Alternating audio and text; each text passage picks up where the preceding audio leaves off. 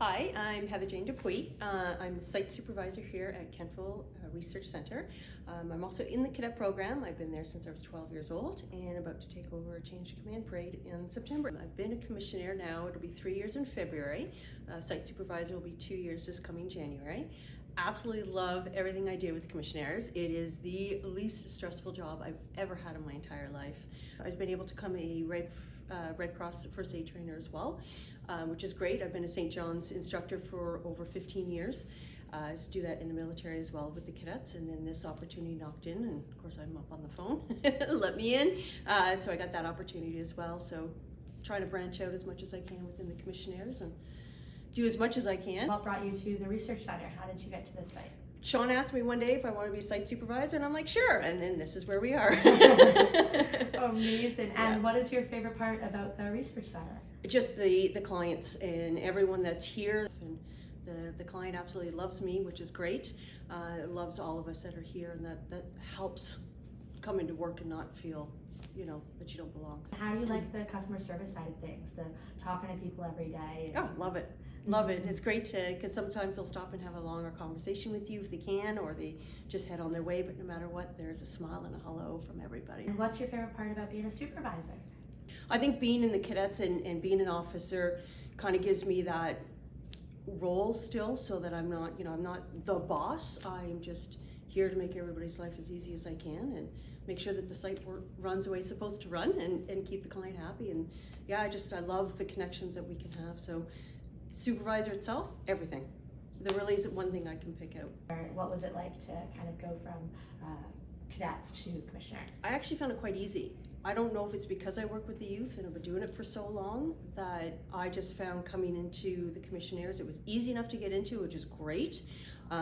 Sean is amazing and made the transition very, very easy. You are still involved heavily with the cadets and everything too, so how do you find the flexibility between being a commissionaire and working with cadets as well? Very simple. It's easy enough to, time management helps everybody, so for me it's very fortunate that the site works with me as well as the Commissionaires itself. What brought you to Commissionaires in the first place? I was selling cars and then realized that's probably not where I want to be anymore, and I've always wanted to be commissionaire. So my dad was a police officer, so it gives me as close to my dad as I can, and I was looking on for jobs. I had tons of resumes out there and I saw Commissionaires and I thought, why not? There's a reason this door's opened, and I walked through it, and here we are. What do you say to someone sort of in a similar position to you, where they wanted to find a place where they could either get close to RCMP or they want to go towards something in the first responders, and is Commissionaires a good spot for them? Oh, absolutely. Just even if you want to do that after you're done with the Commissionaires, it's definitely a great stepping stone, or it's a great place to be if you don't want to go any further than that, because it brings you, we don't carry weapons, of course, but it gives you that security side of it. What do you find about people that you meet at Commissionaires as well? What are the typical backgrounds? A lot of them have the military background.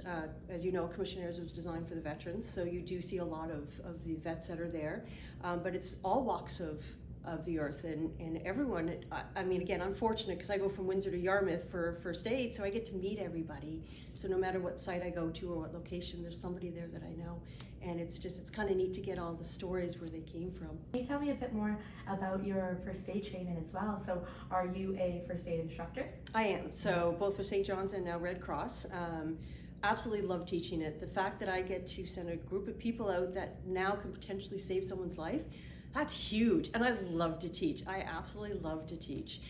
So it's great to be able to get those skills across. And how long have you been teaching with Commissionaires as well? So the Commissionaires is coming up to 2 years. Mm-hmm. And how did you become an instructor with Commissionaires? They put it out in our magazine that they were looking for first aid instructors, and I put my name forward, and next thing you know, I had a phone call and I'm in Bedford getting trained to be a Red Cross instructor. What sort of tips do you have for people that want to do something aside from where they work or aside from being a commissionaire? The biggest thing I find with anything that you do in life is you have to have the time and dedication. And for me, I'm very lucky with the hours that I get here at this particular site. I find time and dedication, if you don't have it, don't do it kind of thing. I just love everything I do. I can't speak highly of Commissionaires any higher than I can. It's great. It's just, for once in my life, I feel home. And that's outside of cadets, of course. It makes me feel good to get up in the morning. I mean, I'm tired, who isn't? But as soon as I put my uniform on, I'm out the door, I'm good to go. I love coming to work, I really do. Are you able to tell me about what's happening in September? It's so exciting. I get to be the new commanding officer of 507 Aldershot Cadets, and it's I actually had to stop and think about it, because without the time and dedication that you and I spoke about for certain things, I couldn't do it, because then I'd be letting the cadets down.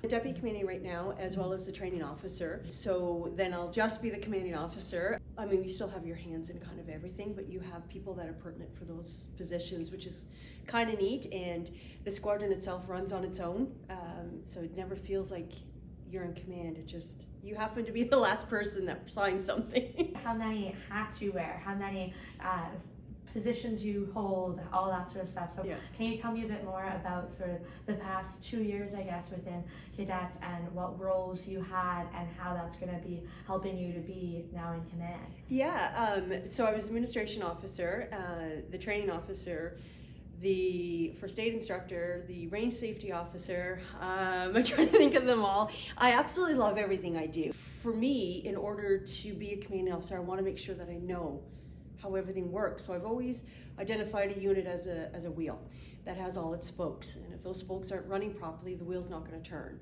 So the good thing is I know how those wheels are supposed to work, and so does the team that's running them. So it's going to be a lot of fun for sure. How long were you deputy commanding officer? 2 years. 2 years. And is that the process? It is usually the process, yeah. So if you're going to take over, then you step into that role. So anytime the commanding officer's not there, then you're the next one up. How did you find those sort of lessons learned throughout that time as deputy? Well, it's not my first time doing a deputy commanding officer. I was able to take any of my past experience and be able to help the commanding officer out with what they were going through or what they needed from me. How many times you've been commanding officer, and in each location? First hat was in Pembroke, and it was the scariest thing I ever did, not really knowing what I needed to do. So before I got too far, I went in and made sure I had my commanding officer's course done. Again, get that book smart part of it in there, and then we just went with the role. So as the positions have termed over, it gets a lot easier, absolutely. Because you know what's coming up, you know what to expect. It's a huge organization ability in order to make sure that the cadets don't lose out at the end of the day, because there's medals for them, there's camps, there's so much that they can get out of this program that if you let one of those go, it's huge for those cadets. Our family moved out here to Nova Scotia, and I joined the squadron in Greenwood, 517 Cadets, to which I took command over there as well. That one was a little bit easier because I've already done it once, and I was able to wear my majors at that point.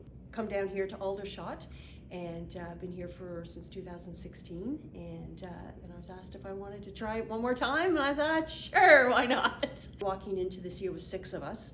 It's actually an all-female staff. I did not do that on purpose, but here we are. The great thing about being a commanding officer is you could still do everything. Without a strength of a team, it won't be successful. It doesn't matter how good you are, how organized you are. They're there for the cadets too, which is fantastic. When it comes to the change of command parade, what is that process, and what are we to expect? So it's a parade where the outgoing and the incoming officer essentially are exchanging roles. It's the whole thing behind it is to signify the departure and the arrival kind of idea. How do the cadets feel about you taking command? My seniors do know, and I've never seen kids so excited, so that made me feel really good. It's nice to see the end result. And I've got cadets out there that are pilots now in the Canadian Forces, and just different aspects of where everybody is. It's really neat. It's family. Can you tell me about your history with cadets, how you started, and how you've sort of got to where you are now? Born and raised in Ontario, in a little town called Green Valley, and there was nothing to do. My mom came across an ad for cadets and thought, it'd be great for you and your brother to go.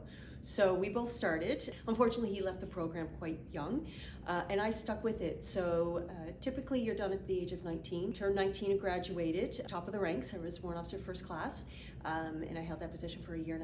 And then I thought to myself, maybe I should give back the way that people have given back to me. So in Brockville, Ontario is where I took my first leap into a uniform, and I've never looked back. That's a really enclosed nutshell of how I got to where I am, but it's definitely not on my own. There's so many people that have gotten to me where I am, and taking a little bit from everybody. What do you say? I'm sure it's plenty of times where some young cadets come to you and they're like, I want to be where you are someday. What do you say to them? You'll find your home. Eventually you will know where you need to be. And I mean, I've put 30 years in as an officer alone, and it still feels like it's my first year. It's every day's a new day. It's another journey. It's another path. It's exciting. They're willing to put the time in and the effort. They're going to get where they need to be. How does it feel to be a part of sort of shaping the youth as well? It's amazing and overwhelming sometimes to realize that these beautiful minds are going to go somewhere in the world, and we had something to do with that. It's huge.